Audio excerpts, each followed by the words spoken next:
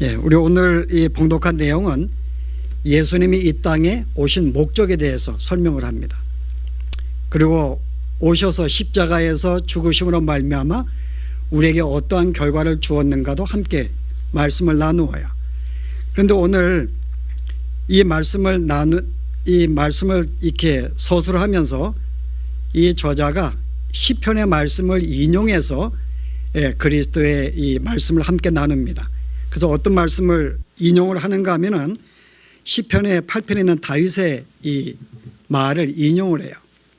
제가 8편의 4절 보면은 사람이 무엇이기에 주께서 그를 생각하시며 인자가 무엇이기에 주께서 그를 돌보시나이까. 그를 하나님보다 조금 못하게 하시고 영어와 존귀로 관을 씌우셨나이다.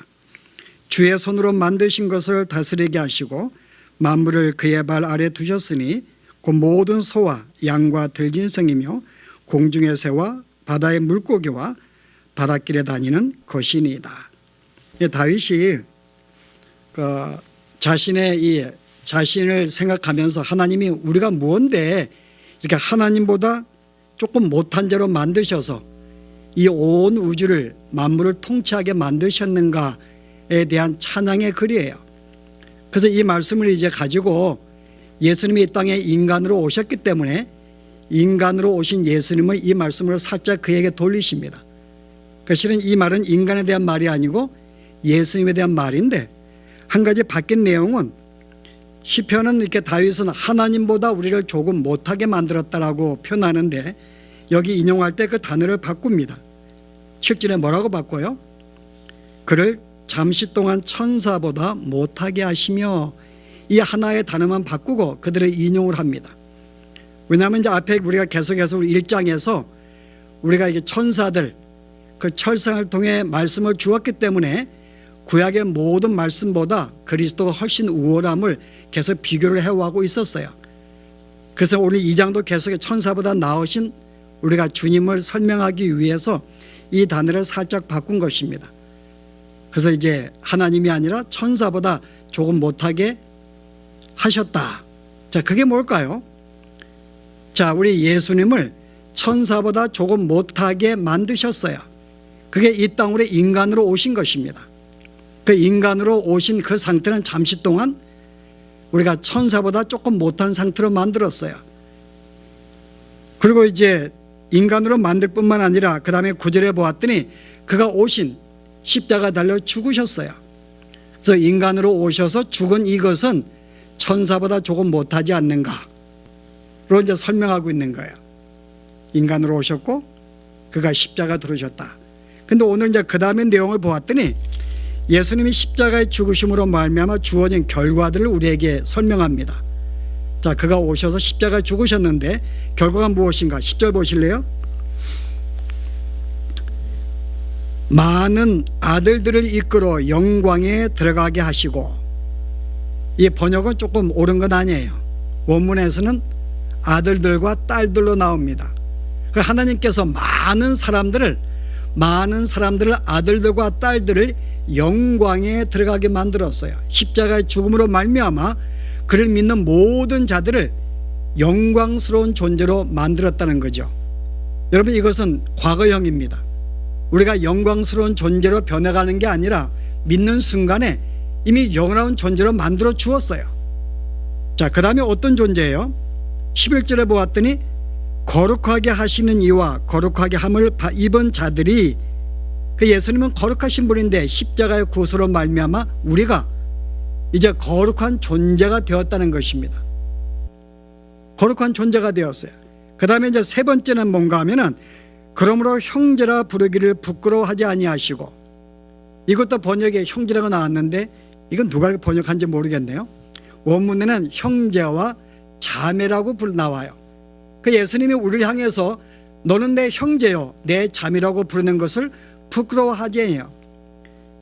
앞에 1장에 예수님을 어떻게 소개했어요? 만물을 만드신 하나님, 만물을 주관하시는 하나님, 만물을 모든 통치하시는 하나님이라고 소개했는데 바로 그분이 우리를 향해서 너는 내 형제요 내 자매로 만들었다는 거예요. 이게 우리의 신분입니다. 놀라질 않네, 그죠? 아니야, 하나의 흙으로 만들어진 존재가 하나님과 동격, 동일시하고 지금 만들고 있는 거예요. 너는 나와 동일하다 그 말입니다. 내 형제와 내 자매라고 이야기하고 너는 나와 같이 거룩한 존재야. 이미 여러분들은 거룩한 존재가 되었어요. 그 여러분들이 어디에 가든지 여러분들은 거룩한 존재입니다. 뭘 말해요? 사탄이 더 이상 우리를 정죄하지 못합니다. 고소하지 못해요. 주님, 이 사람이 이런 죄를 지었는데요? 라고 말할 수가 없는 거예요. 왜냐하면 여러분들이 예수를 믿는 순간 그분과 하나가 되었기 때문에 사단이 예수님을 정죄할 수 없잖아요. 우리는 그분의 몸이기 때문에 우리가 당연하게 우리를 정죄할 수 없어요. 왜냐하면 이미 우리의 모든 죄는 그리스도와 함께 있음을 말미암아 모든 죄가 사함받았기 때문에 앞으로 여러분들이 죽을 때까지 무엇을 하든 여러분들은 의로운 존재이며 거룩한 존재입니다. 여러분, 이게 신나지 않는가 여러분? 설령 여러분들이 어떠한 삶을 산다 할지라도, 비록 거짓말을 하고 산다 할지라도 거짓말 안 할 수 없잖아요. 내가 설령 때로는 부정직한 삶을 산다 할지라도 그러나 하나님은 나를 이미 너는 거룩한 자라고 불러주는 거예요. 여러분, 착각하시면 안 돼요. 우리는 보통 어떻게 내가 거룩한 존재야? 난 여전히 죄를 짓고 있는데. 여러분, 그것은 여러분이 그리스도와 나를 분리해 생각할 때는 그렇게 생각해요. 예수를 믿은 다음에 우리의 모든 존재는 그리스도와 하나가 된 존재입니다. 그래서 우리는 주님을 통해서 나를 보시는 거예요. 나를 별도로 보시지 않습니다. 그래서 주님이 거룩한 분이기 때문에 나도 거룩한 존재로 보는데, 예수를 믿는 성도들의 순간순간 착각이 뭔가 하면은 항상 예수님을 나를 항상 분리해서 나 혼자 주님과 항상 내가 쓰려고 그래요. 내가 주 앞에 열심히 살려고 그러고 선을 행하려고 그러고 봉사하려고 그러고. 여러분, 그런 모습은 거룩한 존재가 될 수 없어요. 주님을 떠난 상태에서는 어떠한 존재도 거룩한 상태로 설 수가 없습니다. 여전히 불의한 존재고 죄악된 존재죠. 그래서 우리가 그리스도와 함께 있는 동안에는 우리는 언제나 거룩한 존재예요. 그래서 그런 점에서 우리들은 이미 거룩한 존재들입니다. 어떤 것을 하든지 여러분이 이 땅에서 뭐 그렇다고 우리가 마음껏 죄를 지어야 되겠네, 죄를 지을 수가 없는 상태가 되었어요. 왜냐하면 이미 거룩한 존재로 우리의 영혼을 만들었기 때문에 그 영혼은 하나님을 추구하고 선을 추구하고 주의 성품을 살려고 하는 존재이기 때문에 내가 아무리 죄를 짓고 싶다 그래도 내 이 새롭게 된 영혼이 가만두지 않는 거예요. 그래서 우리는 죄를 지으라고 내버려 두어도 우리는 죄를 지을 수 없는 상태로 예를 쓸 수밖에 없는 거예요.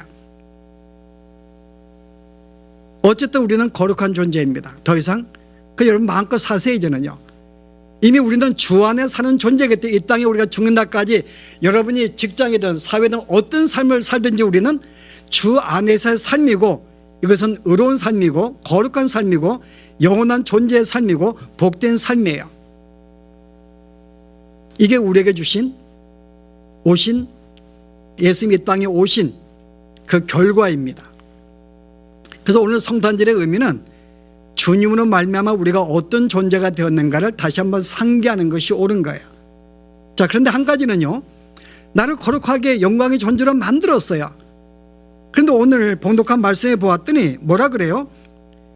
이미 주님이 모든 십자가 구속 말미암아 다시금 이제 우리로 하여금 이 만물을 통치할 수 있는 권한을 회복해 주었어요.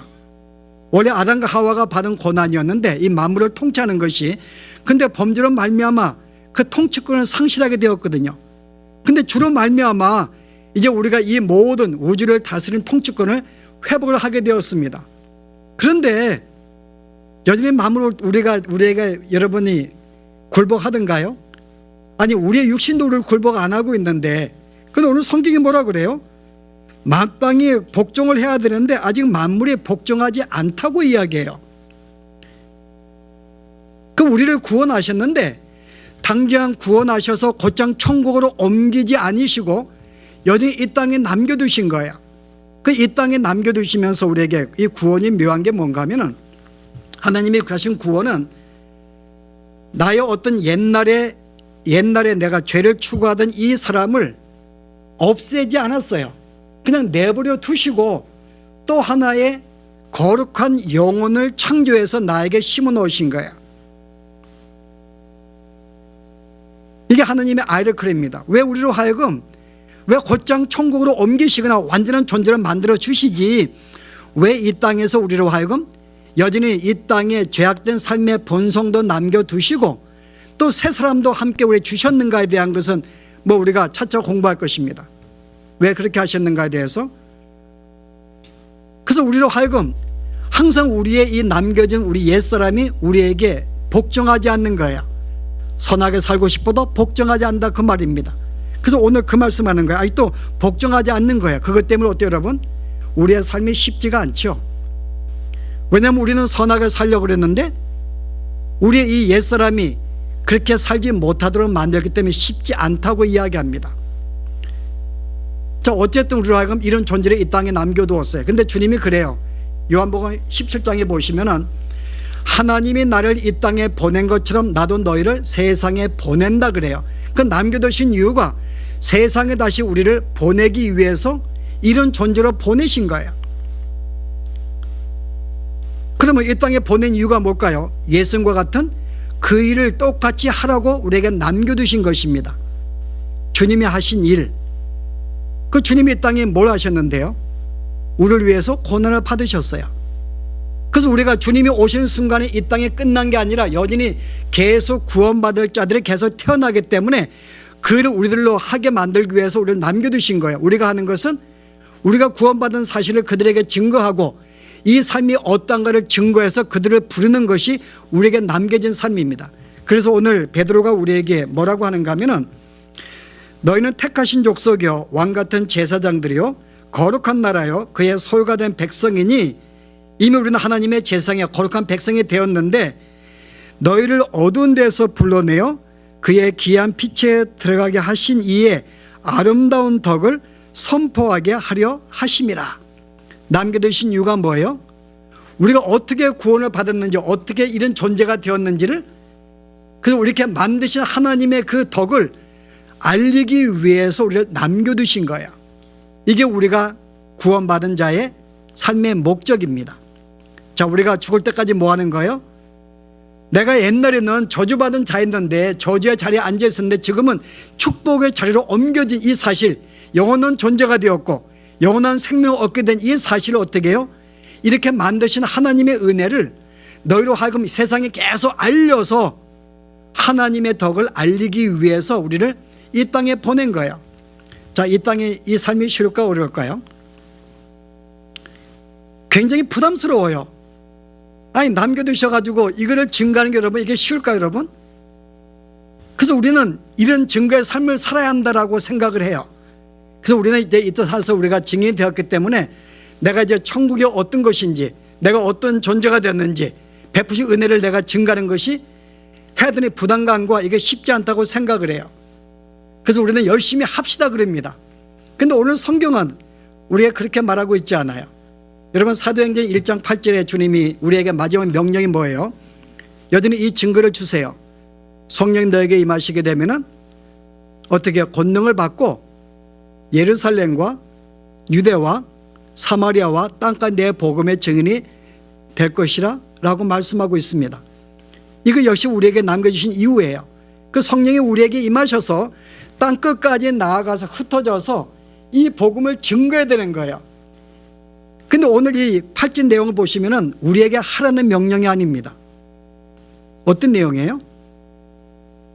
You will be witnessed. 증인이 되어질 것이다 그 말입니다. 너희가 성령이 너희가 임하게 될 텐데 성령이 임하게 되면 너희들은 자동적으로 하나님의 백성의 삶을 살게 될 거야. 내가 원하든지 원하지 않든 간에 성령이 우리에게 역사하기 때문에 증인의 삶을 살게 되어진다는 거예요 여러분. 살라는 게 아니라 되어진다고 하는 것입니다. 무슨 말인가 하면 성도의 삶은 이 땅에 어떤 삶을 살든지 증인의 삶을 살게 되어지는 거예요. 그 여러분의 가정에서나 직장에서나 그런 삶을 살게 될 수밖에 없습니다. 증인의 삶을 살게 되는 거예요. 근데 이 삶이 쉬운 게 아니에요 여러분. 왜냐하면 아까 말한 대로 계속 싸움이 있으니까요. 우리의 새 사람은 그렇게 증인의 삶을 살려고 하는데 옛 사람은 증인의 삶을 살지 못하도록 계속 우리를 계속 붙잡고 있기 때문에 이게 우리의 삶에 계속 싸움이, 연속적인 갈등이 생기는 거예요. 증인의 삶을 살아야 되는데 그래서 우리가 두 가지의 우리가 문제가 생기는데요. 우리가 세상에 나가서 이 증인의 삶을 살다 보면은 여러분, 그전까지 우리의 삶의 특징이 뭘까요? 이 옛사람의 삶의 특징은 이기적인 것입니다. 나를 위한 삶이에요. 내가 어떻게 살까? 어떻게 행복할까? 어떻게 즐거울까? 어떻게 살까의 모든 관심이 거기에 있습니다. 그런데 이제 성품이 바뀌게 되면은 이기적인 삶이 뭐로 바뀌어요? 주님과 같이 이타적인 삶으로 바뀝니다. 주님이 우리를 위해서 당신의 생명을 내어주고 우리로 하여금 어떻게 이 영혼을 내가 구원할까요? 관심을 두고 사신 주님의 삶이 이게 우리의 삶으로 바뀐 거예요. 그래서 중생한 사람의 삶의 특징이 뭔가 하면은 내가 아니라 뭐해지는 남인 게 되는 거예요. 어떻게 내가 저 영혼을 세워나갈까? 어떻게 내 영혼을 내가 위해서 내가 기도할까? 어떻게 아름답게 내가 저를 섬길 수 있을까? 그 영혼이 아름답게 세워지기에 모든 관심을 갖는 게 이게 바뀐 삶이에요, 여러분. 근데 이게 쉽지 않죠. 옛사람은 계속 너를 위해 살라 그래요. 너를 위해서, 너의 행복을 위해서, 내 가족을 위해서, 내 자식을 위해서 열심히 살아야지. 내 명예를 위해서 계속 높임 받아야지. 계속 옛사람은 그렇게 말하고 있는데 새사람은요, 아니지. 이미 우리가 거룩한 존재가 되어서 마땅히 하나님의 덕을 세우는 이 일에 나는 계속 몰두할 거예요.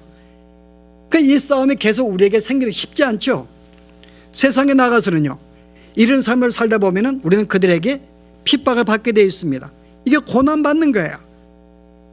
그래서 오늘 이 성경의 기자들이 우리에게 믿는 성도가 이런 삶이 쉽지 않기 때문에 이걸 고난이라 그러는데 바로 이것이 그리스도가 우리에게 남겨진 고난이라고 이야기를 해요. 여러분, 골로새 제가 보시게 되면은 골로새 1장에 이런 말을 하는데요. 나는 이제 너희를 위하여 받는 괴로움을 기뻐하고 그리스도의 남은 고난을 그의 몸된 교회를 위하여 내 육체에 채우노라. 주님이 십자가를 지신 이 고난이 있는데 계속 우리에게 이 사명을 맡겼기 때문에 여지 우리는 그 삶을 사는 게 뭐예요? 고난이라 그래. 근데 베드로가 뭐라 그래요? 이 고난을 내 육체에 채운다 그래요. 내게 남은 고난이 있다 그 말입니다. 그리스도 남은 고난이 있는 거예요. 이 삶이 쉽지 않죠. 옛사람과 새사람의 싸움 속에서 계속 싸워야 되니까요. 사랑을 해야 되는데 몸은 계속 나를 사랑하라 그래요. 이 싸움이 쉽지 않는데 이 삶이 우리에게 남아있다 그럽니다. 근데 여기 대해서 이 베드로가 또 한마디를 더 덧붙였는데 로마서 여러분 8장에 보시면은 17절에 자녀이면 곧 상속자, 곧 하나님의 상속자요 그리스도와 함께한 상속자니 우리가 그와 함께 영광을 받기 위하여 고난도 함께 받아야 할 것이니라. 자, 성도의 삶은 뭘까요? 이제 고난이라는 거야. 근데 솔직히 이 말씀이 참 쉽지가 않아요. 함께 나누는 것이. 야, 예수를 믿으면은 이게 복 받고 뭐 형통해야 되는데 계속 우리가 남은 고난, 뭐 이렇게 고난을 받자, 뭐 고난에 참여하자, 십자가 이제 이 말씀을 하는 게 여러분 이게 쉬울까요, 여러분? 이게 쉽지가 않아요. 그래서 여러분들이 이 말씀을 증거하면 교인들이 싫어하기 때문에 이 말을 의도적으로 증거하지 않는 자가 있어요. 여러분 생각엔 누굴까요? 세상에 관심이 없군요. 예. 여러분 조영기 목사 지금 은퇴하신 분인데 그분의 옛날에 그분이 인터뷰를 한 기사가 있습니다. 그가 뭘 말했는가 하면은 나도 신학교 공부해서 내가 모든 신학을 알고 있어.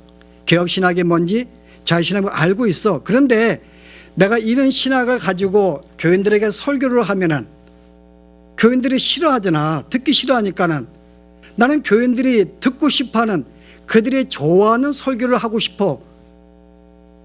그래서 그분이 뭘 만들었어요? 삼박자 구원을 만들었어요. 들어보셨는가요? 삼박자 구원. 삼박자 구원이 뭘까요? 내가 예수를 믿게 되면 내 영혼이 먼저 구원을 받아요. 영혼의 잘됨. 이것으로 끝나지 않고 두 번째가 뭐예요? 내 육체가 건강해져요. 병도 안 생기고 병이 생겨도 낫게 되고 건강해지는 두 번째 축복을 받게 돼요. 세 번째는 물질의 축복을 받습니다. 이 땅에 뭘 경영하든지 많은 물질을 축복을 받는 거야. 그게 삼박자 구원이에요. 그분이 죽을 때까지 이 박자. 제가 볼 때 옛날에 그 시대가 박정희 대통령 통치하는 시대인데, 박정희는 새마을 운동에서 잘 살아서 보자 그랬는데, 이 양반은 영적으로 우리도 잘 살아보자. 영혼도 잘 되고 육체도 잘 되고 재물도 잘 되고, 그 삼박자 구원을 해서 자기는 지금 70만의 성도가 되었다는 거야. 여러분, 이게 인터뷰에 말한 진짜 글이에요. 제가 말을 하나도 안 붙였습니다.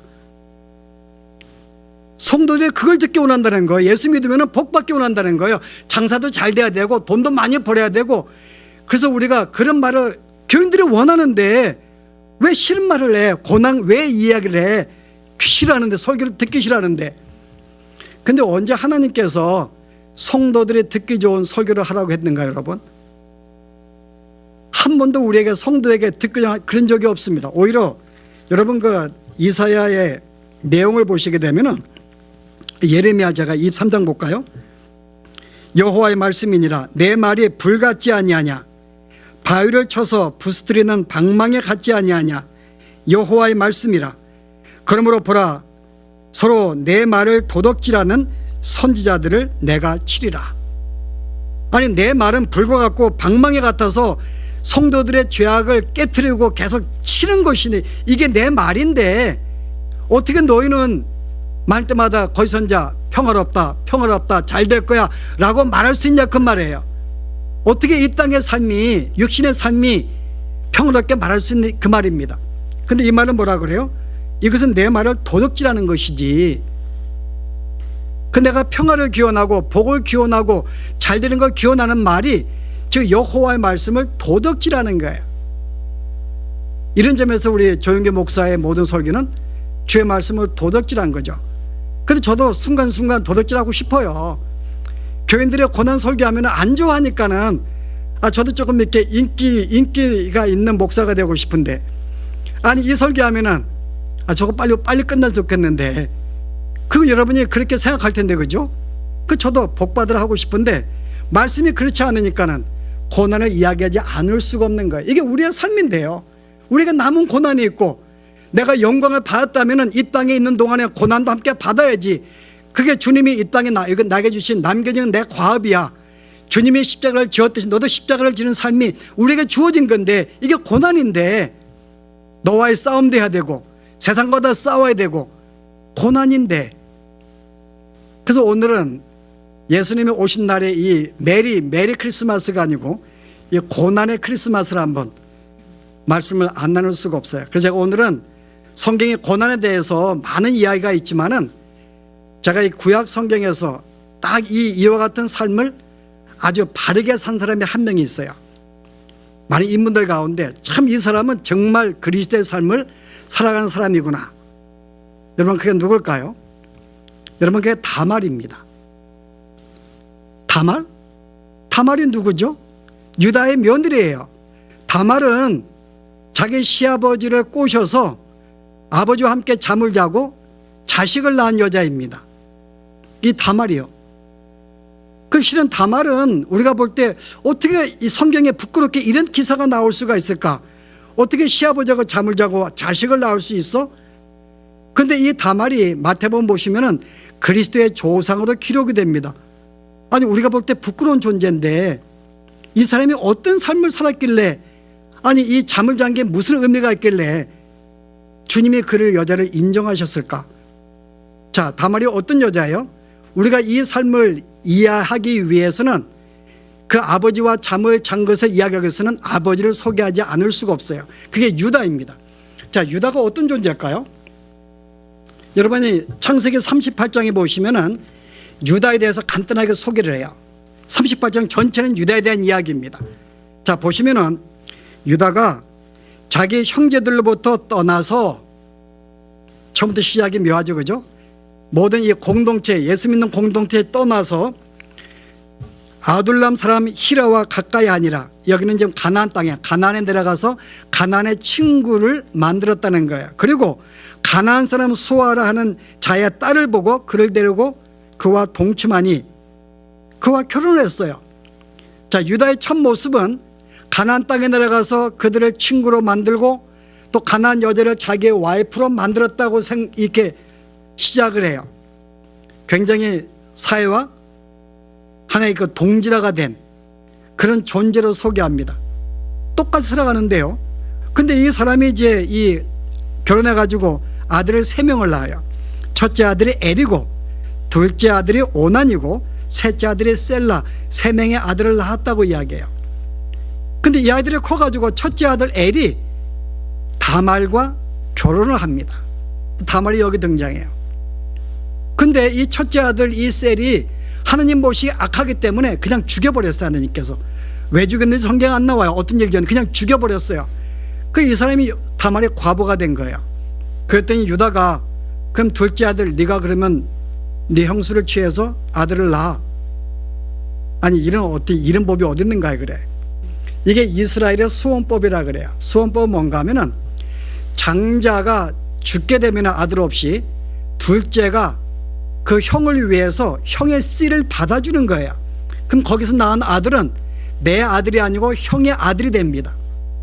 그래서 형의 아들로서 장자권을 이어가는 거예요. 이거 주신 목적은 뭔가 하면은 결국은 그 대를 잇기 위한 목적이 뭐예요, 여러분? 그리스도를 탄생하게 만들기 위한 거예요. 영적으로는 그리스도를. 만약에 내가 아들을 못 낳고 장자가 못 낳게 되면 어떻게, 특별히 유다에게 하나님이 너의 후손 가운데 메시아가 탄생한다고 말했기 때문에 내가 만약에 장자가 아들을 못 낳으면 그리스도가 이 땅에 탄생할 수가 없는 거야. 그러면 교회는 생겨날 수가 없는 거죠. 그래서 결국은 그리스도의 탄생을 위해서 궁극적으로는 이 수원법을 만들어 준 거예요. 대를 잇게 만들어서 결국은 예수님이 탄생하게 만들도록.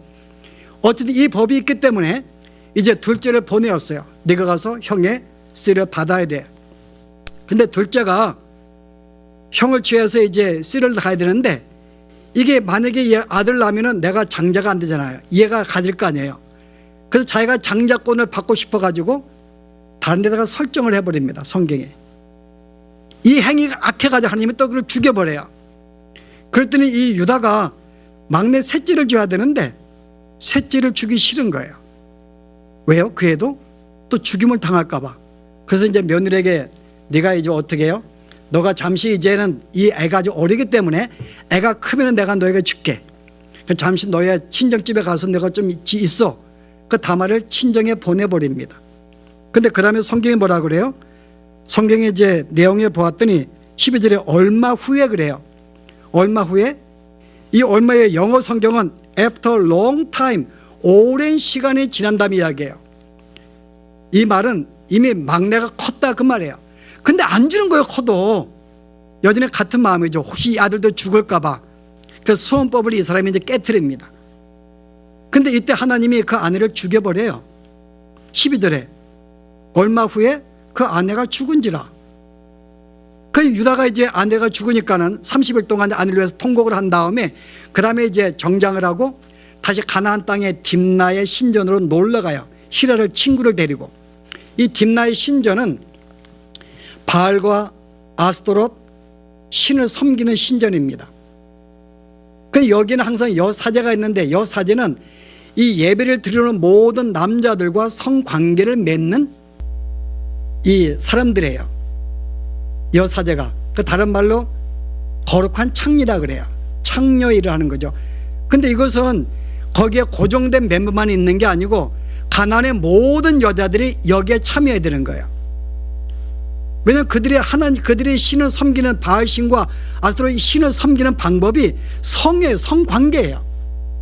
그래서 이 가나안 땅은 굉장히 성으로 문란한 나라예요. 성적으로. 그래서 그 나라의 모든 백성 여자들은 순서로 돌아가면서 거기에 신전에 가가지고 오는 남자들과 성관계를 맺어요. 성관계 맺는 이유가 뭐예요? 성관계를 맺음으로써 이 바알은 남자 신이고 아스토롯은 여자 신입니다. 이 둘을 흥분시키는 거예요. 그 둘이 성관계를 또 갖게 만들어 두 신을. 이게 인간의 발생이죠. 그래서 그들이 기뻐가지고 이 땅에 비도 내려주고 좋은 햇빛도 내려주고 이 땅에 좋은 자연을 주게 만들기 위해서 신으로 하여금 성적인 자극을 주기 위해서 행위를 벌이는 거예요. 아래에서. 이게 그들이 섬기는 방법이에요. 근데 여기에 유다가 거기 신전에 친구들을 갔다는 거죠. 그 얼마나 이 유다가 하나님의 백성인데 얼마나 이 사람이 철저하게 하나님의 어긋나게 살고 있는가를 알 수 있죠. 하나님의 백성과 어울리기보다는 세상과 어울리기를 좋아했고 친구를 만들고 부인을 만들고 수혼법도 깨트리고 그것도 하나님께 순종하지 않고 그다음에 신전에 가서 뭐 하겠냐고 거기서요. 여자와 함께 잠자는 거죠. 성도 물러나게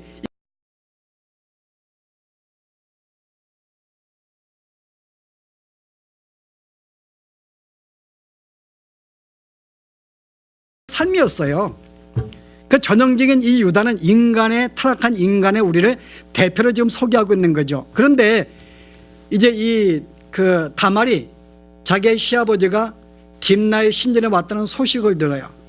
듣자마자 과부의 옷을 벗고 창녀의 옷으로 갈아입습니다. 그러니까 신전을 섬기는 옷으로 갈아입고 살짝 거기 이제 딥나의 신전 앞에 앉아 있는 거예요.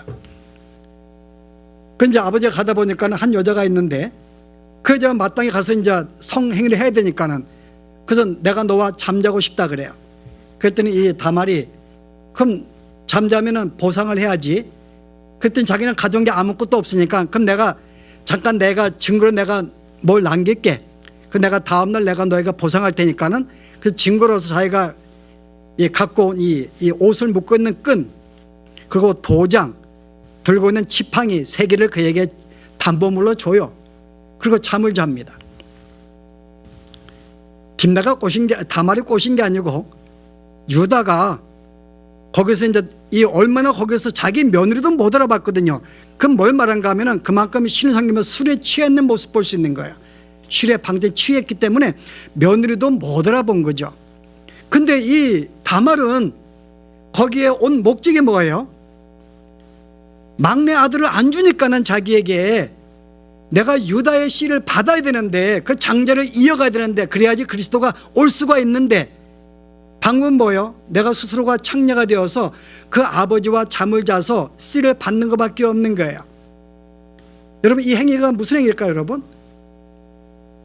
이 행위가 이 사람은 자기가 이제 아버지와 잠을 잔 다음에 자기가 임신한 것을 알고 순간 몰래 사라져서 이 창녀의 옷을 벗고 과부의 옷으로 갈아입습니다. 그 행위는 뭔가 하면 나의 목적은 창녀가 되는 게 아니고 아버지와 잠을 자서 내가 씨를 받기 위한 목적으로 이거 한 것이라는 표시가 이제 다시 과부의 옷을 갈아입는 거예요. 그런데 시아버지가 이 소식을 이제 들었네요. 친구를 통해서. 야, 너 며느리가 임신했다네. 이게 청천벽력이죠. 그래가지고 이 친구가 하는 말이 마땅히 그런 자를 불러다가 불살내야지. 그래서 이 유다가 이제 화가 나가지고 며느리를 잡아왔어요. 그건 이제 불살려고 합니다. 그랬더니 이제 그 순간에 뭐 우리가 재판할 때 뭐라 그래요? 마지막 할 말이 뭐냐 물어볼 거 아니에요? 그랬더니 살짝 내가 실은 이 아기를 베게 한 이 남자가 누군지 알려줄게 하고 자기가 가진 담보물을 싹 그에게 내줍니다. 다른 사람들 아무도 몰라요. 유다 알죠? 유다가 보았더니 자기 거거든요. 그 순간 유다가 뭘 깨달아요? 내가 막내를 안 주어서 며느리가 이 장자권의 이 씨를 받기 위해서 일을 벌렸구나. 그걸 알게 되고 이 사람이 뭐라고 고백을 해요? 유다가요. 유다가 이제 이런 말을 합니다. 이 다말을 향해서 유다가 그것들을 알아보고 이르되 그는 나보다 옳도다. 내가 그를 내 아들 셀라에게 주지 아니하였음이로다. 여기서 옳도다 그 말은 영어 성경은 뭐라 그래요? righteousness. She is more righteous than I. 그는 나보다 훨씬 거룩한 자라고 이야기한 거야. 결국은 그 행위를 보고 너는 정말 거룩한 행위를 하였구나라고 이야기한 거죠. 이게 의로운 행위였다는 거죠. 만약에 그렇게 본다면은 실제 진짜 창녀는 누구였을까요? 유다이죠. 유다가 정말 창녀죠. 근데 유다는 이 다말은 진짜 이 창녀인 이 유다의 죄를 자기가 뒤집어 쓰고 자기가 스스로가 창녀가 된 거예요. 그래서 실은 부끄러운 자가 된 것입니다. 여러분 이게 복음인 거죠. 복음이 뭔가 하면은 실은 창녀인 우리를 구원하시기 위해서 하나님께서 창녀의 몸으로 이 땅에 오신 거예요. 인간의 몸으로 죄인의 몸으로 이 땅에 왔다 그 말입니다. 그래서 그분이 창녀가 되셔서 창조된 우리들을 구원하신 이 모습을 보여주고 있는 거예요. 자, 이런 점에서는 다말이 받은 이 순환과 수모는 결국 예수님이 당하신 순환과 수모를 상징하고 있는 거예요. 다말은 아버지와 연합, 자기 이 유다와 연합을 해서 그의 모든 죄를 자기에게 전가를 시켜서 자기가 스스로가 창녀가 되어서 모든 고난과 순환을 당하게 된 거죠. 아버지 죄를 자기에게 전가시켜서 자기가 스스로 창녀가 된 것입니다. 그래서 오늘 이 다말이 구속사의 의미로 볼 때는 이 사람이 의로운 일을 행한 거예요. 그리스도를 낫게 하기 위해서 이 약속을 자기가 받기 위해서 부득불 창녀가 된 거죠. 그래서 아버지의 모든 부끄러움을 그걸 통해서 부끄러움을 이렇게 감춰주고, 이것을 아무도 몰라요. 그 죄에 대해서 유다만 알고 있습니다. 그래서 그의 모든 죄를 덮어주는 거죠. 이게 예수님이 하신 일이에요. 자, 이런 죄 볼 때는 이 다말은 어떤 거예요? 가장 예수님의 삶을 산 자로 등장하는 거예요. 여러분, 이게 성도의 삶이라는 것입니다. 우리는 성도의 삶이 마치 예수님 믿는다, 그 다음에 우리가 이렇게 깨끗하게 바르게 도덕적으로 윤리로 사는 것을 우리는 성도의 삶이라고 생각해요. 그런데 오늘 성경은 뭐라 그래요? 다말의 삶이 진짜 성도의 삶인 거야.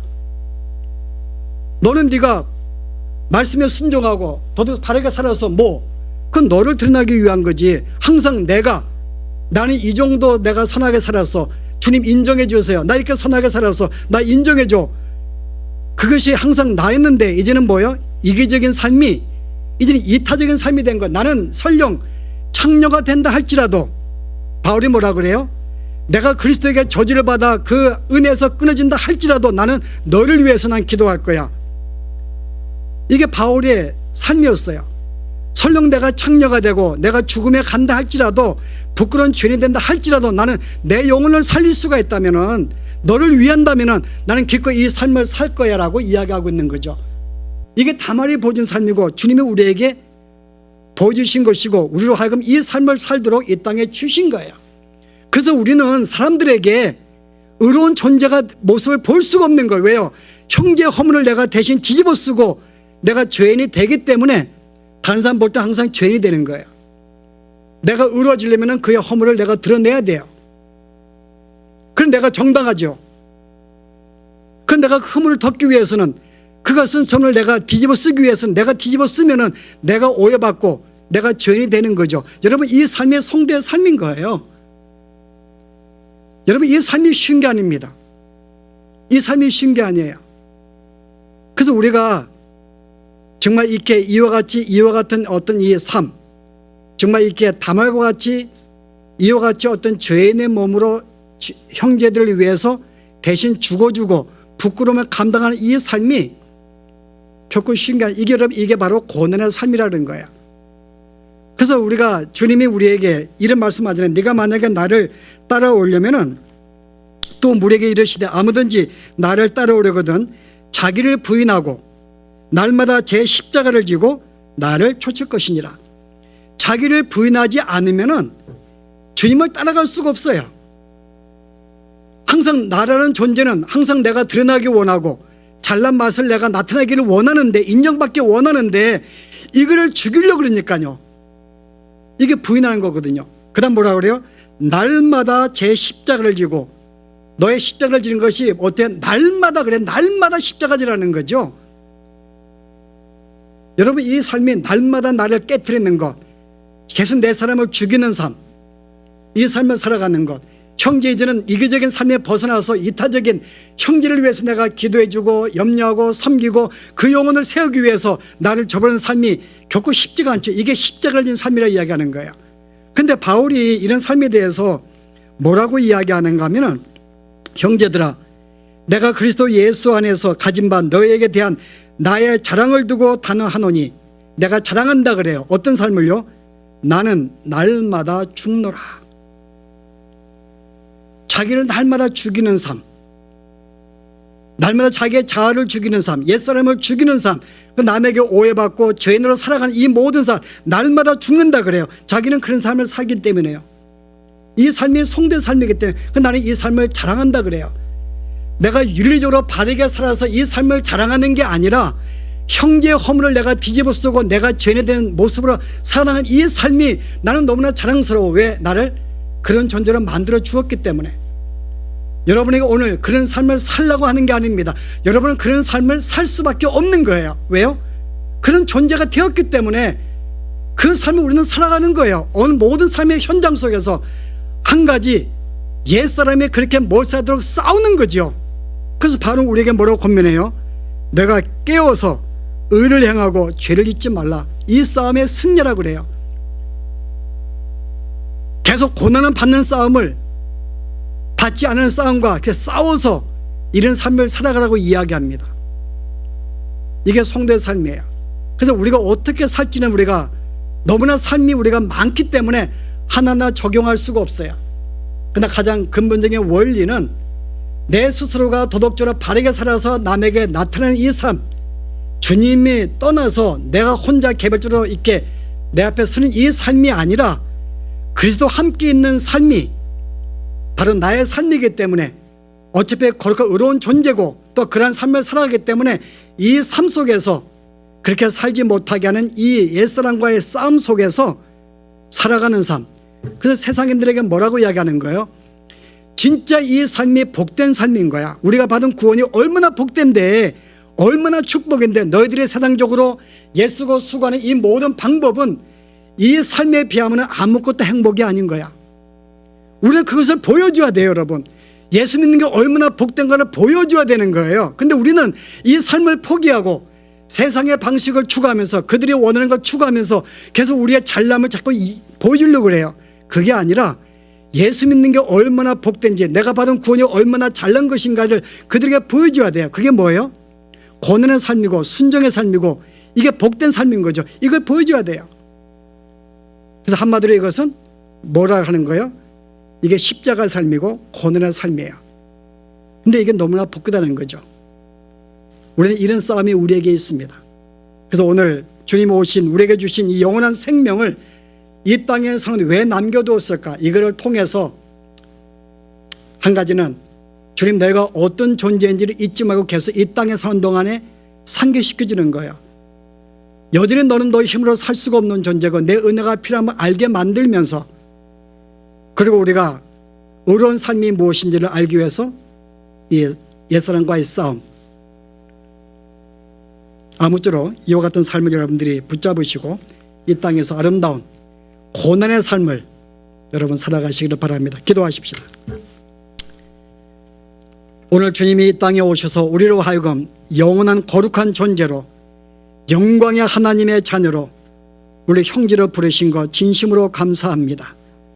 그러나 이 땅에 잠시 우리를 남겨두셨는데 그것은 주께서 하신 그 일을 계속 마저 완성하시라고 나에게 남겨둔 이 삶, 주님이 이 땅에서 십자가의 삶을 사셨듯이 이 땅의 삶이 결코 쉽지 않음을 주 앞에 고백합니다. 그러나 우리가 구원받은 자로 증인의 삶을 살 수밖에 없는데 이 삶을 온전히 잘 감당할 수 있도록 저희들에게 은혜로 함께 하시고 붙잡아 주시기를 주여 원합니다.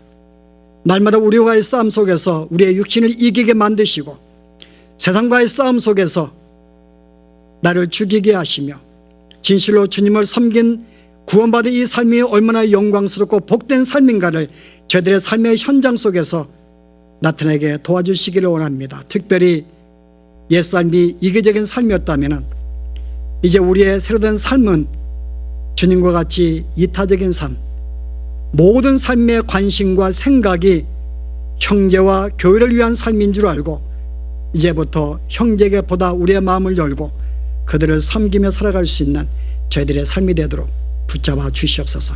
예수 이름으로 기도합나이다. 아멘.